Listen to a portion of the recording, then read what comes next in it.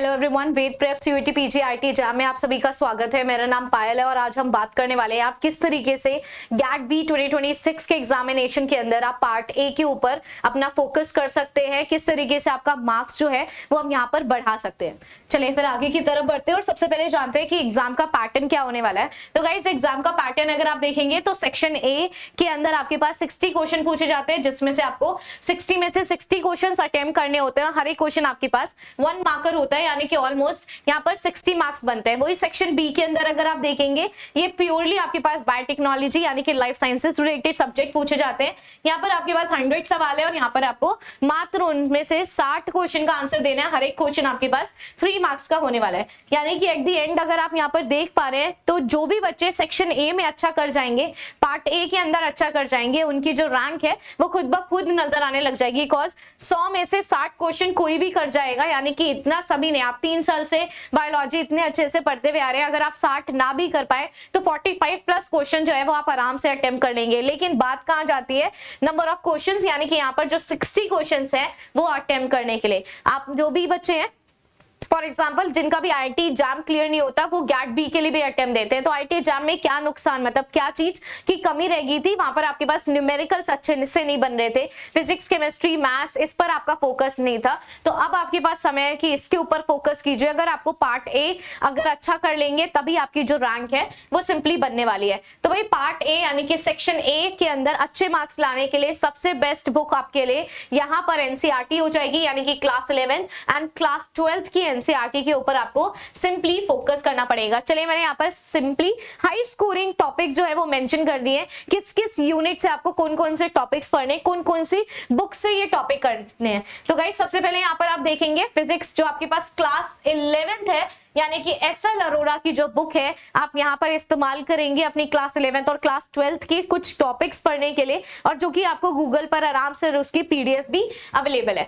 तो unit and measurement के अंदर गए जितने भी आपके पास एरर्स रिलेटेड सवाल है, जैसे कि आपके पास वीएसडी एमएसडी रिलेटेड सवाल जरूर पेपर में पूछे जाते हैं, वर्नियर स्केल डिवीजन, आपके पास main scale division, error related सवाल पूछे जाते हैं। मोशन इन स्ट्रेट लाइन, यानी कि आपके पास motion in plane and straight line, यानी कि जो काइनेमेटिक्स है, काइनेमेटिक्स से गाइस एक्सेलरेशन रिगार्डिंग आपके पास ग्राफ रिलेटेड जो सवाल है वो यहाँ पर पूछे जाते हैं। मोशन इन प्लेन के अंदर देखेंगे तो वेक्टर हो गया, रिलेटिव वेलोसिटी हो गया, प्रोजेक्टाइल मोशन हो गया, यहाँ से आपके सवाल जो है गाइस वो पूछे जाते हैं। तो मैंने यहाँ पर क्लियरली टॉपिक्स को भी मेंशन कर दिया है। Laws of motion is very very important. यहाँ पर आपके पास जो न्यूटन्स लॉ हो जाते हैं, एफबीडी यानी कि जो फ्री फॉलिंग आपके पास डायग्राम्स होते हैं कि आपके पास 2 ब्लॉक है, उसके ऊपर फोर्स लगाया जा रहा है, बताइए कि कितने ब्लॉक बी के ऊपर कितना फोर्स लग रहा होगा, कितना वहां पर फ्रिक्शनल फोर्स जो है वो मौजूद होगा। तो ये सारे सवाल आपको देखने को मिलते हैं। वर्क, एनर्जी एंड पावर, जो भी गाइस मैंने यहाँ पर चैप्टर के नाम मेंशन कर रखे हैं, ये बिल्कुल आपको एनसीईआरटी में एज इट इज देखने को मिल जाएगा। अगर आपके पास क्लास 11th और 12th की फिजिक्स की एनसीईआरटी है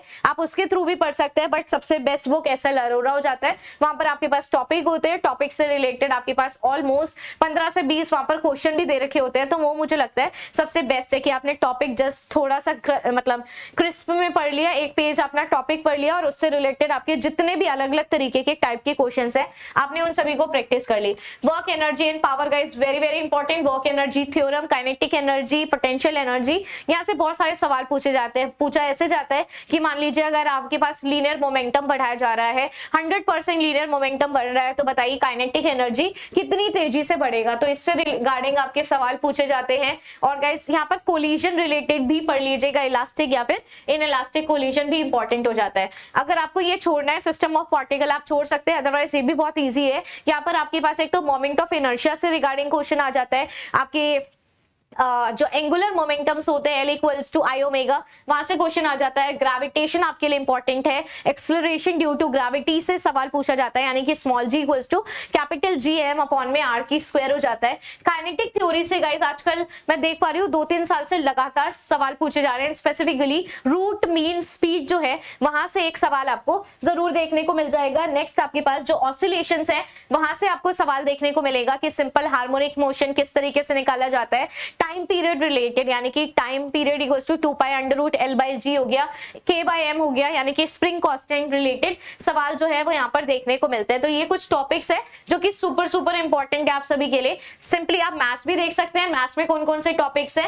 एवरेज हो जाता है guys, profit and loss very important, percentage आप सभी के लिए इंपॉर्टेंट है, प्रॉफिट एंड लॉस बहुत इंपॉर्टेंट है, एवरेज का कॉन्सेप्ट आप सभी के लिए इंपॉर्टेंट है। जस्ट आपको YT पर जाना है, एवरेज लिख लीजिएगा, साथ साथ आप SSC CGL वगैरह सब मेंशन कर दीजिएगा, यानी कि ये बिल्कुल गवर्नमेंट एग्जाम जैसे पूछे जाते हैं, यानी कि जो जनरली गवर्नमेंट एग्जाम्स होते हैं, जैसे SSC सबसे टॉप लेवल का एग्जाम होता है गवर्नमेंट के अंदर, तो आप उसके अगर कॉन्सेप्ट पढ़ लेंगे तो वो सबसे बेस्ट हो जाता है। अब उससे रिलेटेड आपके सारे सवाल जो है वो बनना चालू हो जाएंगे। साथ ही साथ आप यहाँ पर देख सकते हैं electromagnetic induction, ray optics, wave optics, यानी कि ये सारा पोर्शन आपके पास फिजिक्स का ही आपको देखने को मिलेगा। रे ऑप्टिक्स आपके लिए बहुत इंपॉर्टेंट हो जाती है, ये आई गेस कुछ गड़बड़ हो गई है, तो ये आपके पास गाइस मैथ्स के टॉपिक है और ये वाले जो टॉपिक्स हैं वो आपके पास फिजिक्स के हैं। आई गेस इधर उधर स्लाइड्स जो है वो इधर उधर हो गई है, नो इश्यूज।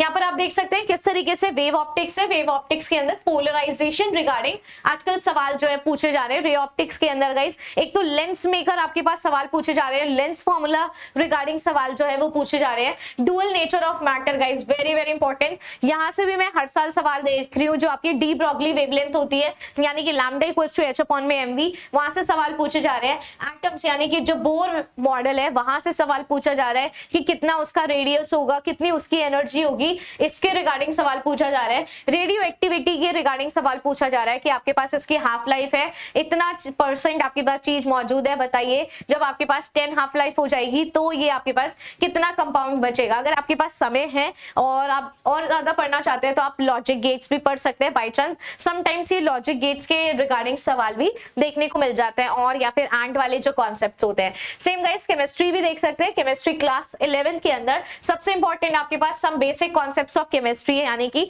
जो आपके पास मोलैरिटी हो गया, मोल कॉन्सेप्ट हो गया, नॉर्मेलिटी हो गया, M1V1 इक्वल्स टू M2V2, ये वाले जो सवाल है वो पेपर में पूछे जाते हैं, very important. Structure of atom मैंने अभी आपको बताया, de Broglie wavelength, aufbau principle, uncertainty principle, ये इंपॉर्टेंट हो जाता है। इलेक्ट्रॉनिक कॉन्फ़िगरेशन, क्वांटम नंबर्स के बारे में सवाल पूछा जाता है, वेरी इंपॉर्टेंट। एलिमेंट्स की पीरियोडिसिटी यानी कि ट्रेंड्स किस तरीके से फॉलो होता है, इलेक्ट्रोनेगेटिविटी का ट्रेंड क्या कहता है, इलेक्ट्रिक पोटेंशियल का आपके पास ट्रेंड क्या कहता है, किस तरीके से आयोनाइजेशन पोटेंशियल वेरी करती है, एसिडिटी, बेसिसिटी, इन सभी के ट्रेंड्स के बारे में पता होना चाहिए। केमिकल बॉन्डिंग के अंदर इंपॉर्टेंट आपके पास एक रेजोनेंस हो जाता है, हाइब्रिडाइजेशन बहुत इंपॉर्टेंट हो जाता है, MOT यानी कि molecular orbital theory, VSEPR theory, they are important. Thermodynamics guys very important, यानी कि केमिस्ट्री के अंदर जो क्लास 11th वाला ये जो पोर्शन मैंने मेंशन कर रखा है ना, दे आर सुपर इंपॉर्टेंट। ये आप देख पा रहे हैं, कुछ ही चैप्टर्स आपको फोकस करने हैं और ये आपके लिए सबसे बेस्ट हो जाती है। NCERT यानी कि NCERT से ऊपर भाई कुछ भी नहीं आता केमिस्ट्री के अंदर आपके पेपर के अंदर। इक्विलिब्रियम के अंदर गाइस वही KC और KP के बारे में, KC के बारे में आपको ज्यादा पता होना चाहिए। आजकल इसी के रिगार्डिंग सवाल पूछा जाता है कि अगर आपके पास बताइए ये जो रिएक्शन है ये फॉरवर्ड जाएगी बैकवर्ड जाएगी, इसके रिगार्डिंग। और नॉर्मली जनरली आप हाइड्रोकार्बन है इसको छोड़ भी सकते हैं, लेकिन गाइस क्लास 12 के बारे में बात करेंगे तो एक आपके पास इलेक्ट्रोकेमिस्ट्री सुपर इंपॉर्टेंट है, केमिकल काइनेटिक्स बहुत इंपॉर्टेंट हो जाता है। और इवन गाइस अगर आपके पास समय है तो आप P ब्लॉक एलिमेंट भी पढ़ लीजिएगा। P ब्लॉक एलिमेंट से आपको ट्रेंड्स वगैरह पहचानने में और ज्यादा इजी हो जाता है, समझ में भी आता है। तो ये कुछ कॉन्सेप्ट्स हैं। नेक्स्ट आप हेलो अल्केन्स, ये वाला जो गाइस टॉपिक्स है इट्स वेरी इंपॉर्टेंट। यहाँ से हर साल कम से कम 6 से 7 सवाल यहीं से ही देखने को मिल जाएंगे आपको। हेलो अल्केन्स हो गया, यानी कि पूरा का पूरा आपके पास ऑर्गेनिक केमिस्ट्री है। क्लास 12 के अंदर जो पार्ट 2 वाला है वो कंप्लीट आपके पास ऑर्गेनिक केमिस्ट्री रिगार्डिंग है। तो गाइस बायोमोलिक्यूल्स जरूर पढ़ लीजिएगा, पॉलीमर्स रिगार्डिंग जरूर पढ़ लीजिएगा। यहाँ से क्वेश्चंस हर बार पूछा जा रहा है, तो इट्स वेरी इंपॉर्टेंट। जो भी इंपॉर्टेंट टॉपिक्स है सिर्फ और सिर्फ मैंने वही चीजें यहाँ पर मेंशन कर रखी है, बिकॉज़ आपके पास समय बहुत ज्यादा कम रह गया है। सेक्शन ए लाइफ साइंसेस के बारे में बात कर लेते हैं, यानी कि अब आपके पास इसके अंदर सेक्शन ए के अंदर कुछ क्वेश्चन आपको बायोलॉजी से भी पूछे जाने वाला है। तो उसके भी टॉपिक्स आपको पता होने चाहिए, जैसे कि गाइस बायोमोलिक्यूल्स और मेटाबॉलिज्म, जो आपके पास बायोकेमिस्ट्री के नॉर्मली डीएनए वाले टॉपिक हो जाते हैं, carbohydrate metabolism, protein regarding alpha helix structure, beta structure, उसके मेटाबॉलिज्म से फैटी एसिड से के स्ट्रक्चर्स, उसके मेटाबॉलिज्म बहुत इंपॉर्टेंट हो जाता है। माइक्रोबायोलॉजी और वायरोलॉजी यानी कि वायरसेस की स्टडी एंड माइक्रो ऑर्गेनिजम्स की जो स्टडी है वो इंपॉर्टेंट हो जाता है गाइस। इसके अंदर नाइट्रोजन फिक्सेशन हो गया, कोई डिसीजेस रिलेटेड सवाल जो है, न्यूट्रिशन रिलेटेड आपके सवाल जो है वो पूछे जाएंगे, वायरस से रिलेटेड उसके जेनेटिक मटेरियल एंड ऑल का सवाल पूछा जाएगा। Cell biology is very very important, cell signalling के बारे में पता होना चाहिए, सेल साइकिल आपको पता होना चाहिए, उसकी रेगुलेशन आपको पता होना चाहिए, किस तरीके से मियोसिस माइटोसिस हो रहा है ये आपको पता होना चाहिए। मॉलिक्यूलर बायोलॉजी के अंदर कुछ ही टॉपिक्स है, जैसे कि रेप्लिकेशन हो गया, ट्रांसक्रिप्शन हो गया, ट्रांसलेशन हो गया, किस तरीके से कोई म्यूटेशन हो जाता है तो वो अफेक्ट करता है, ये पता होना चाहिए। Very very important guys. Techniques आप सभी को पता होना चाहिए भाई, techniques is very very important. कुछ आपके पास सेंट्रीफ्यूगेशन टेक्निक है, माइक्रोस्कोपिक टेक्निक है, किस तरीके से क्रोमैटोग्राफी करनी है, इट्स वेरी वेरी इंपॉर्टेंट। यहाँ पर मैंने जो भी इंपॉर्टेंट टेक्निक्स है वो यहाँ पर क्लियरली मेंशन कर रखा है। Immunology guys very very important, immuno से आराम से आपको ऑलमोस्ट 7 से 8 सवाल जो है वो इम्यूनो से ही देखने को मिल जाएंगे। और ये सब अगर आपको पढ़ना है तो गाइस मैंने वेद प्रेप CSIR नेट गेट के चैनल पर वन शॉट्स ले रखे हैं। अगर आपको इम्यूनोलॉजी, ये मॉलिक्यूलर बायोलॉजी, ये सब अगर आपको करना है तो आप वहां से सिंपली पढ़ सकते हैं, यानी कि वेद प्रेप CSIR नेट गेट के चैनल पर अगर आप प्लेलिस्ट में जाएंगे DBT बेक की प्लेलिस्ट के अंदर तो आपको बायोकेमिस्ट्री में मिल जाएगा, मॉलिक्यूलर बायोलॉजी, इन सभी के सिंपली क्रैश कोर्सेज जो है वो आपको वहां पर मिल जाएंगे। बायोइन्फॉर्मेटिक्स के भी वन शॉट जो है वो सर ने ले लिया है, तो आपको इसी चैनल पर लाइव सेक्शन के अंदर ही मिल जाएगा बायोकेमिस्ट्री का वन शॉट। तो ये जो भी थे गाइस मैंने इंपॉर्टेंट टॉपिक्स आपको सेक्शन ए के लिए बता दी, यानी कि पार्ट ए के ऊपर 60 क्वेश्चंस जो हैं, इसमें से आराम से आपके पास 45 क्वेश्चन प्लस जो हैं वो आप आराम से कर जाएंगे। जो भी मैंने यहाँ पर टॉपिक्स मेंशन कर रखे हैं, अगर आपने इन सभी को अच्छे से पढ़ लिया तो 45 प्लस तो आपके कहीं पर भी नहीं गए। अब आपको क्या चीज करनी चाहिए भाई, शॉर्ट ट्रिक्स जहां जहां पर भी आपको लगता है अपनाना चाहिए आप अपना सकते हैं। कुछ 20 तक आप अपने क्यूब्स या फिर जो स्क्वायर है उनको याद कर सकते हैं। कैलकुलेशन इजी करने के लिए प्रैक्टिस कीजिए, जितना ज्यादा मैथ्स एंड ऑल की प्रैक्टिस हो सके बिना पेन के, थोड़ा मेंटल मैथ्स करने की कोशिश कीजिए। साथ ही साथ ज्यादा क्वेश्चन आपको स्पेंड नहीं करना है, ज्यादा समय स्पेंड नहीं करना है। कैलकुलेटर का आप इस्तेमाल कर सकते हैं, सो ऑन आपके पास चीजें देखने को मिलेंगी। क्या क्या कॉमन मिस्टेक्स होती है अगर आप ज्यादा समय दे रहे हैं क्वेश्चन पर? समटाइम्स जो DI के क्वेश्चन होते हैं, डेटा इंटरप्रिटेशन वाले मैथ्स के अंदर क्वेश्चन आ जाते हैं, वो थोड़े से टफ से होते हैं। यूनिट्स को आपको ओवरलुक नहीं करना है, units is very very important guys. साथ ही साथ क्या क्या चीजें डेंजरस है जो आपके पास इजी क्वेश्चंस है, अगर आप इजी क्वेश्चन में भी ज्यादा समय लगा रहे हैं तो वो आपके लिए डेंजरस हो जाता है। एक्स्ट्रा टाइम आप वेस्ट ना करें। अगर आपके पास कुछ आपको लग रहा है कि वाला आंसर रॉन्ग होने वाला है, मतलब क्वेश्चन अगर आपको समझ नहीं आ रहा, आप उसको स्किप कीजिए, दूसरे क्वेश्चन पे जाइए। ज्यादा समय नहीं है आपके पास, 3 घंटे का आपके पास समय है और वो समय बहुत तेजी से बीत जाएगा। जब आप पेपर करने बैठेंगे, पेपर के अंदर क्वेश्चन सॉल्व करेंगे तो बहुत तेजी से ये समय बीतेगा।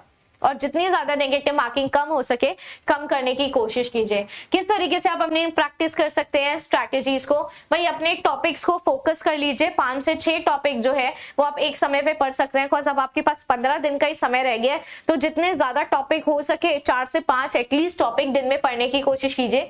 जब भी आप उस टॉपिक को खत्म कर ले रहे हैं उसके वही लगे हाथ ही क्वेश्चंस की प्रैक्टिस कर लीजिए, तभी वो आपके बॉडी के अंदर यानी कि ब्रेन के अंदर रिटेन रहेगा। अदरवाइज गाइज अगले दिन फिर से वो उड़नछू हो जाएगा। इससे बेटर है। और सेक्शन वाइज, सब्जेक्ट वाइज जैसे भी आपको प्रैक्टिस करनी है, जैसे भी आपको टॉपिक्स रिवाइज करना है, टॉपिक्स रिवाइज कीजिए और साथ ही साथ उनके क्वेश्चंस भी लगाते रहिए। जब तक आप क्वेश्चंस नहीं लगाएंगे तब तक चीजें नहीं होंगी।